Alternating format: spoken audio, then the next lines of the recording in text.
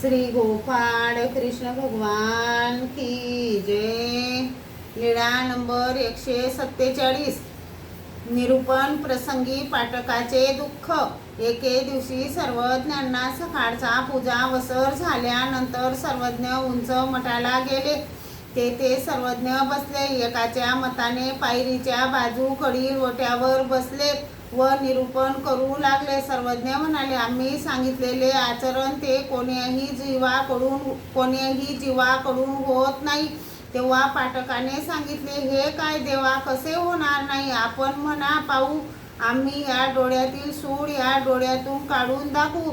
सर्वज्ञांनी सांगितले, हेही वरी होवैल पोरा, जीवासी परी येथोनी मनी तले ते न होववे।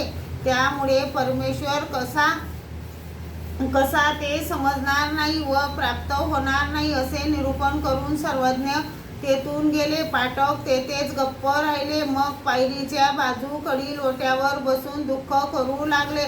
त्यांना रडू कोसळले। तसेच भिक्षा करण्यासाठी गेले। सर्वज्ञ त्या ओट्याजवळ गेले, तेथील पाणी पाहिले व भक्तजनांना विचारले, हे पाणी कसले, तुम्हाला माहीत आहे का? सर्व भक्तजनांनी म्हटले, जीजी ते आम्हाला माहीत नाही। तेव्हा भट्टोबासांनी म्हटले, जीजी पाठक येथे बसून दुःख करीत होता। सर्वज्ञांनी विचारले, तर एकाच ठिकाणी पाणी का?